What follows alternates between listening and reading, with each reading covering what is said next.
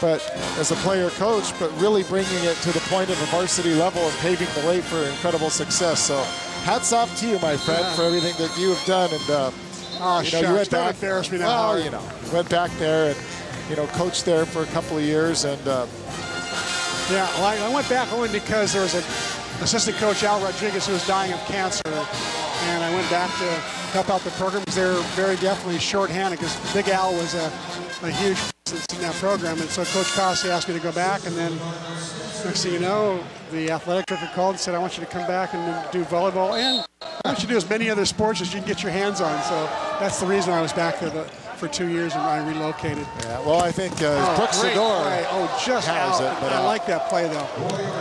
We talk about Hawaii. Anyway, now I'm working with, I work with Hawaii. I came back and I'm working some with Charlie Wade's group. I did some work with the cross-country team and the women's track team a little bit. We're happy to have you here, but I don't think anybody can blame anybody for answering the call when it's Stanford. And, it's a great place, and say what you want about any place on the planet. Stanford, you just hear it. It's kind of like Harvard, Yale, Stanford. It's right up there in the upper echelon of all things, athletics, academics. And so hats off to you, my friend. Thank you, sir. That's going to be a lift. That's Akita. So a point for Hawaii. They need to get a couple of natural points right here. They trail by 16, and Stanford on the verge of hitting that 20 plateau. And see, that ball comes out with that spin, and that's usually the indication, right? Yeah, and it stayed in his hands a little bit too long. Jesse Martinez, the head referee, was from San Diego, and he flew in town for these two matches, and he's a good referee. He's one of the best. And he just felt like that particular play was Scooter had just held the ball a little bit too long. He's pretty good about drawing the line on he likes to let the players play. That's his general rule, and so he doesn't have a quick whistle. So it's got to be a pretty flagrant violation as far as the hand calls are concerned before he'll blow the whistle. I know last night both Charlie Wade and John Costi, as every coach will do, will have issues with some calls during the course of the match. But in talking to Coach Costi before tonight's match, he said he thought he did an unbelievably outstanding job of handling last night's match. Hey, we got a final from the mainland, and look at that. It's a double-dip victory for the University of Hawaii earlier today. The Wahine proving victorious on the road, and tonight, Hawaii coming back from an 8-point second-half deficit to beat Cal State Fullerton on the road. And Hawaii now back-to-back road victories. Congratulations to both Laura Beeman, Gib Arnold, and the guys and the gals on a great day in California. That's not an easy place to win in Fullerton, little cracker box gym, and it's always tough to win on the road in the Big West. Anytime you can steal one on the road, it's a real feather in your cap, and then you got to hope you can protect your home advantage. Yeah, the Warriors, the men are coming back home this week. The women are on the road for another 2. They had a 4-game homestand, but the men are back after a 4-game road swing of their own. They got Long Beach on Thursday and then UC Irvine on Saturday. And meantime, men's volleyball will have a bye this week. They'll resume action on the road the following week. So JP Marks on serve for Hawaii, in need of a few natural points. Sheep manages to pop that one up. And Hawaii just forced to knock it over the net. We should mention into the match is Harrison Phelps. And that just pushed out and long by Jake Kneller. And Harrison Phelps, Charlie Wade kind of tinkering with his lineup, seeing an Ephraim Thomas in there, and there's help for Phelps for the first time tonight. We haven't seen very much of him. In fact, Charlie at that fundraiser on Wednesday said, you know what? In practice, he's been the best hitter over the last couple of weeks. And so he deserved this opportunity. And speaking of an opportunity, Brooks Sador taking advantage of an overpass, and Hawaii now on a 4-point run, and they are back within a single point. James Shaw makes a rare mistake in bumping that ball over the net. Sador makes him pay for it, and Sador loves to celebrate, doesn't he? But you're talking about Charlie Tinker with the lineup a little bit. The reason that Sarkovic has been taken out, I think, is because he's just not producing right now. He's got 5 kills and 5 errors. He's hitting 0-0-0. Charlie's also experimenting with the the libero right now as well. All right, Colby Kanitaki, the freshman, has seen a little bit of action. In fact, he got the start in the first match of the season at BYU. And how's that? An indoctrination into collegiate volleyball on the road at BYU. Yeah, that's a tough perhaps maybe a little overwhelmed. And he's a good player. He'll be back, though, and that 1-2 punch of Cheap and Kanataki is not bad at all. Stanford's got a 1-2 punch as well. They've got Sakaida and Grant Delgado. Those two really, I think, complement each other. Sakaida basically the service receive passer, and Delgado plays defense when Stanford's serving. Shaw pops it into the net. And so now Hawaii with an opportunity to serve it up for the tie, and it's a perfect time for a serving specialist. And his name is Johan Timmer. And that's what you have this young man for, and the perfect opportunity to bring him in. Of course, when they brought him into the first set, Hawaii was trailing by 6. Now he really has an opportunity to make a mark here in set number 2. And 2 new players in the front row, Phelps and Thomas. We'll see if they can get their blocking scheme worked out. Good tight pass to the net. That one off the block, saved over there by Joby Ramos. And Marks just forced to two-handed over the net. Setting it up, back set, put off the block. And Hawaii now with a set. And it's Harrison Phelps off the high hands.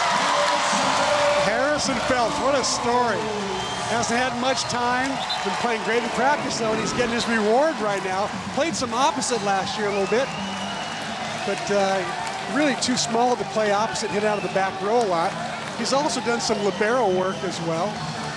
He kind of will do, he's a great kid. He'll do anything just to get on the floor. And he's a hard worker with a great attitude, real positive, and nice to see him get a big time kill right there. Absolutely. Again, they had their fundraiser here on Wednesday night, 1 by 1. Charlie Did he wait Wade. on your table?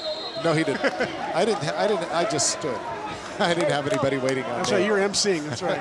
But 1 by 1, as Charlie introduced the team, and he mentioned Harrison Phelps. He said he's been the most consistent hitter in practice. There's a big block by Harrison Phelps. So he's coming in and doing it all for Hawaii. Back set.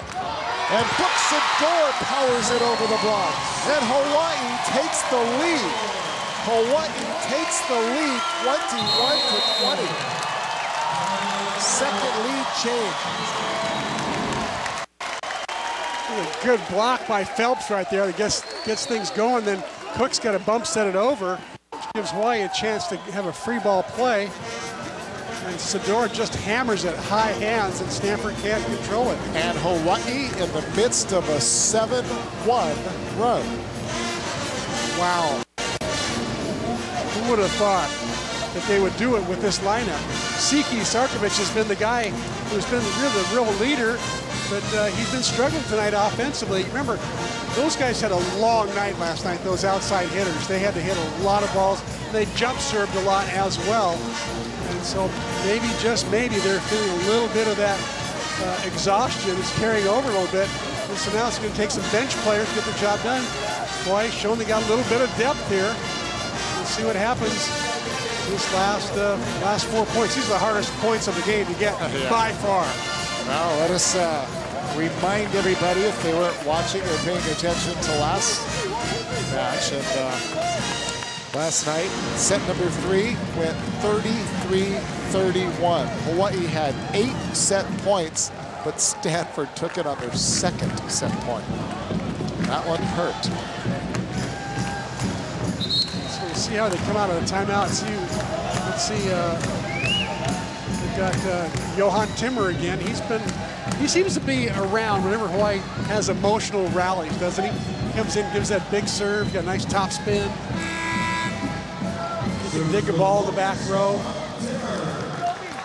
So Timmer and the Cardinal with 5 receivers deep. Oh, what a great serve, and it's in! Ace serve for Johan Timmer. And Hawaii up 22-21. That was an amazing serve. He just continues to do it. If anybody missed the UCLA game, Hawaii down 14-11 in the 5th, and Timmer took them all the way back for the victory. The most amazing serving performance I have ever seen under those conditions. Another good serve, Sakaida with a good pass. And here comes Irvin. And Hawaii with an opportunity to set it up. Phelps, kind of a tough set behind him. And that one is off the antenna. Joby Ramos that time just was so excited. And I think there's too much adrenaline. He launched it way too far out. After Hawaii had a pretty good soft block, they could run a nice little play off it. And instead, they end up getting a ball hit outside the antenna because of a wide set. All Hawaii needs to do is just side out. When you look at their side out percentage in this set, and I know that's something you always like to follow. The percentage is better now than it was about 5 minutes ago.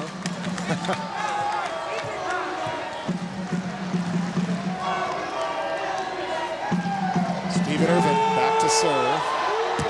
And Irvin with a tough serve. J.P. Marks with a good pass, and then a net violation and reaching over the net. Reaching over, Brian Cook got a little anxious there. He thought the ball was going to be up, I think, closer to the net on his side possibly. Instead, he touched the ball on Hawaii's side, and that is illegal. And so now Brooks Adore, arguably Hawaii's second best server behind Timur, especially as of late. Huge high toss. Jane Frosinlike, who, by the way, is in the house tonight.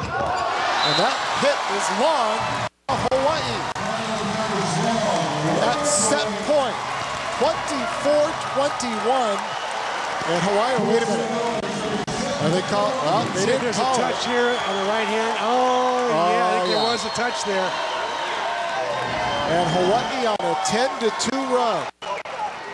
Well, you know what? The calls go both ways. And Sador going for the far corner. Bites off a little bit too much. And so set point number 2 now, but Hawaii receiving. And again, they had 8 opportunities last night in that third set. They couldn't put it away. This would be a huge comeback victory for Hawaii. Phelps, and he is roofed. Oh, the big time block by Spencer Haley. And it's 23 serving 24. They served Phelps right away. They knew he was the sub who hasn't played in 2 nights.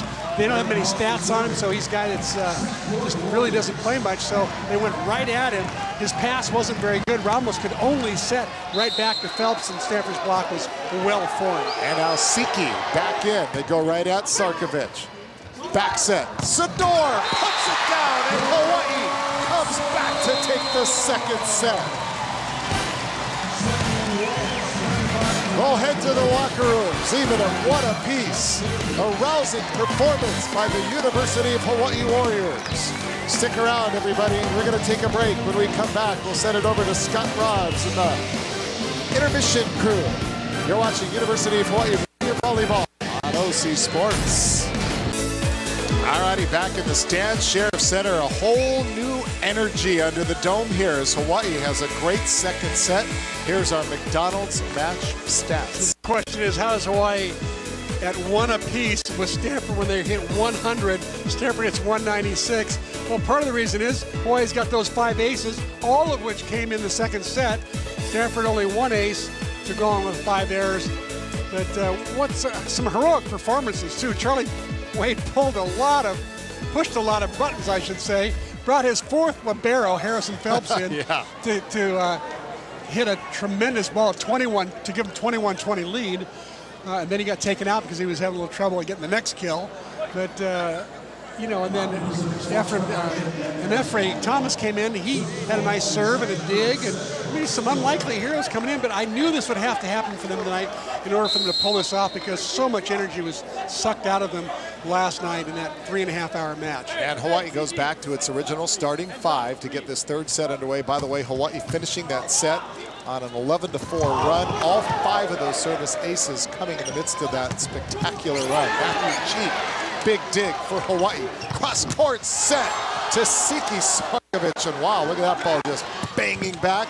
And Sakita out of Iolani School with a couple of big digs. That one's into the net. And Hawaii on a great rally gets the first point of the third set.